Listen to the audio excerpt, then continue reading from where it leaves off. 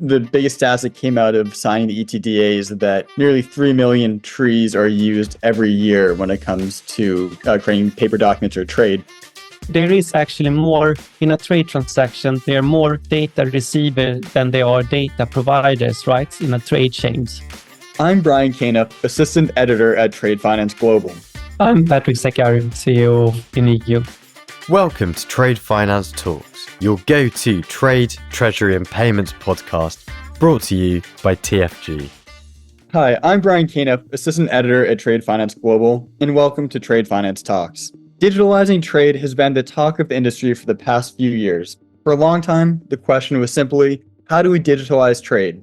But now, with the passage of the ETDA in the UK and the progression of similar bills in countries such as the US, Germany, France, and Bahrain, the question isn't how we do it, it is what are the next steps? The next steps of the digitalization journey are vital, as the industry can't get complacent just because we succeeded in passing some laws. We need to make the laws work and build a better and more resilient industry. One of the key steps is understanding how to actually utilize the data that we get and how we can build deeper information on the back of digitalized data. That's why I'm happy to introduce Patrik Zekkar, CEO of Enigio, who is here to help us break down the complex next steps of digitalizing trade.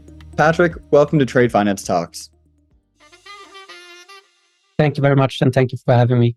To start off, please introduce yourself. Who are you? What is your background? My name is Patrik Zekkar. I'm CEO of Enigio. We are a Swedish-based tech company focusing on the digital original documents, very suitable for trade transaction. Let's kind of deeper into this whole process. So we want to go beyond the surface level of digital trade documents. How does Enigio gather the data from digital trade documents, and what are the next steps after obtaining this data? That's a key question because it needs to be easy to collect the data. The way Trace Original is set up is that it's a dock-in the existing processes. You usually have any type of processes or usually divided into three phases. First, you have the application or request to do something. Second phase is you have a processing or operational step. And the third is the execution of a transaction. Trace Original docks into the execution phase in a very easy way. And that maintain the core process the same, but only changing the outcome, meaning going from paper to digital.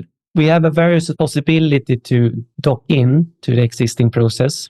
Either, we do a full integration, or we do a couple of simple APIs, or you can even continue to produce the PDF and upload it to Trace Original. Of course, you can do manual entries into the Trace Original standalone module. So I think we have provided all optionalities from manual to fully integrated.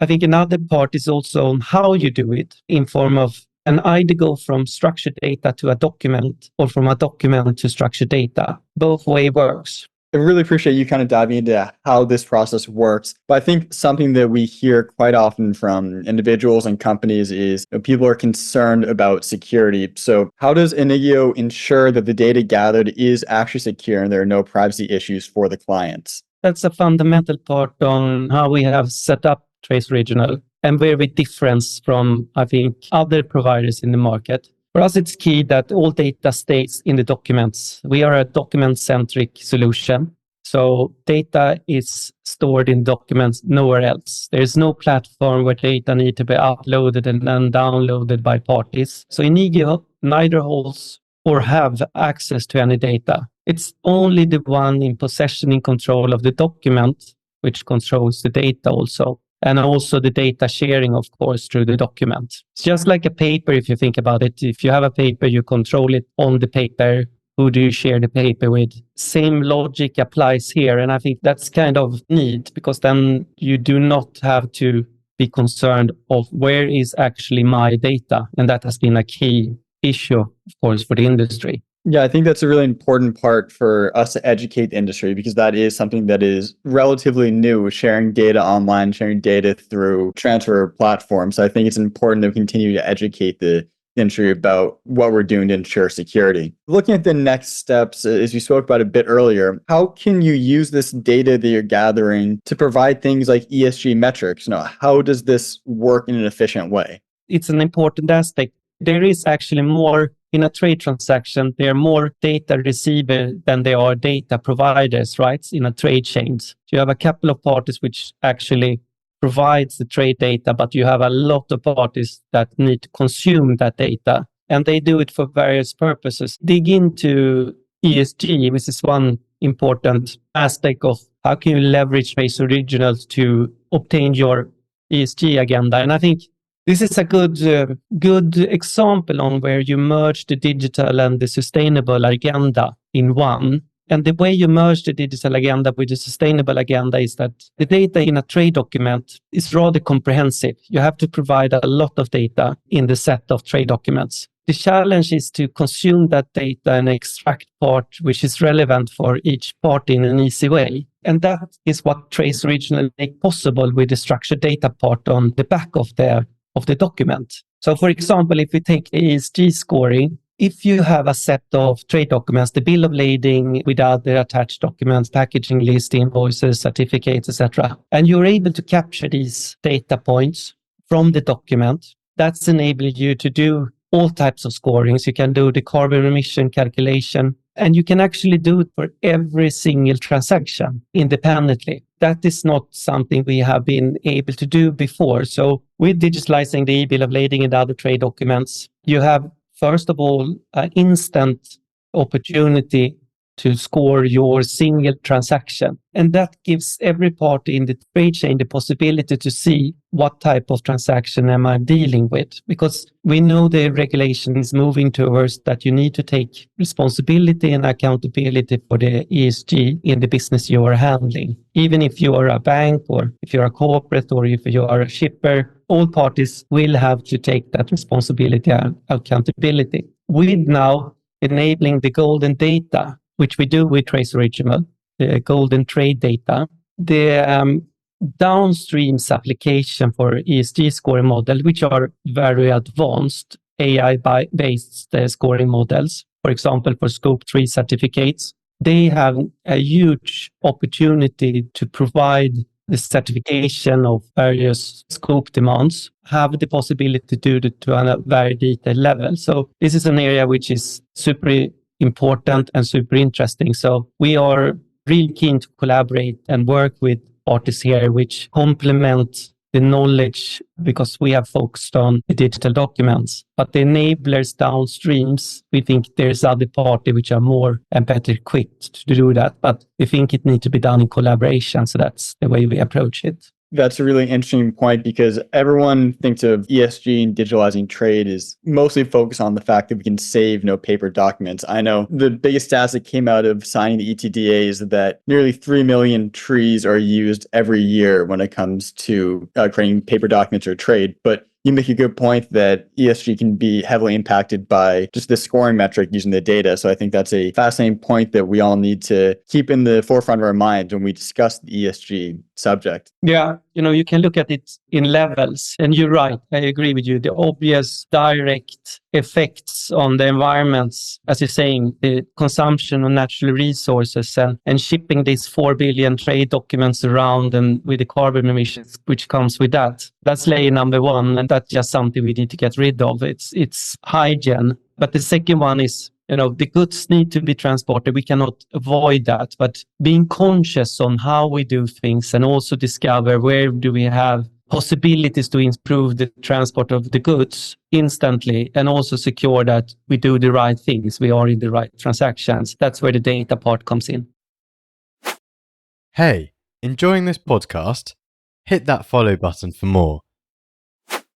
International trade is not black and white. In between areas that we need to look at, and it may not be obvious, but there are certainly solutions that will help us become a better, more sustainable industry and planet. Thinking on more intangible areas, do you have any case studies from key trade stakeholders, and how can this process that we spoke about benefit all who are involved with the trade industry? We're trying to be as open as possible by releasing information on both 2, 4, and 6 corner customer cases.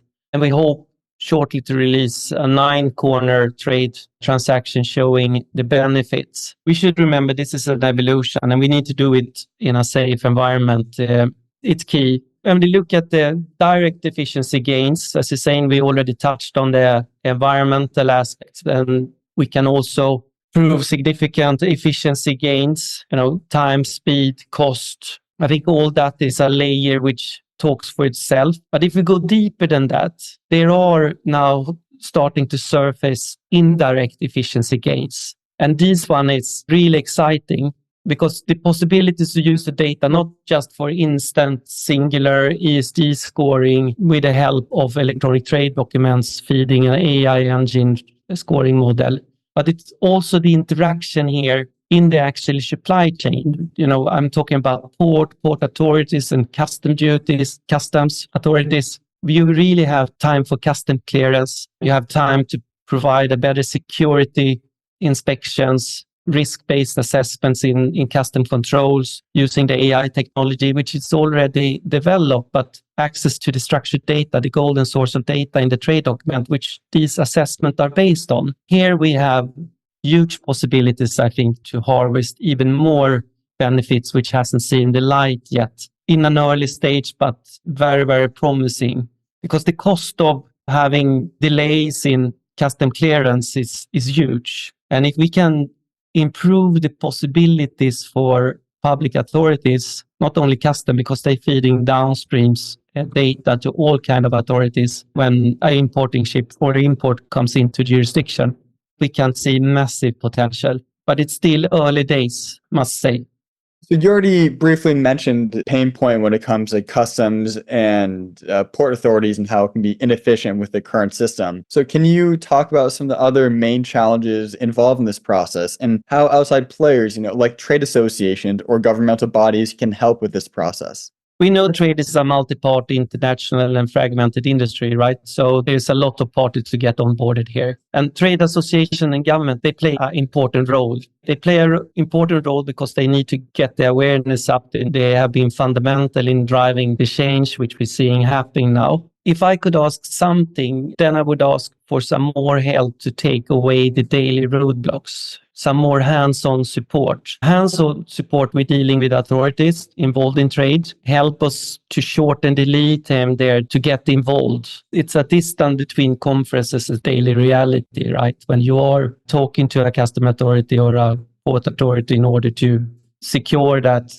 they feel comfortable accepting this. We all do it for a good purpose. It comes with a lot of society benefits. So everyone wants it to happen, but we cannot let it take too long time. So if we want to speed the process up, I think it's time, in the end of the day, it's down at the ground where people need to change, and we need to go together and do that change. So let's work on the cases, the actual in our everyday life where we need to get them engaged. We create the awareness on conferences, but we also need to go low level and get down to the mud. Thank you very much, Patrik. And that is absolutely one next step that we need to look at and how we can all come together and be more efficient with how we work with each other. But additionally, looking at the next 5 years or so, what are the exciting next steps that you see for the industry?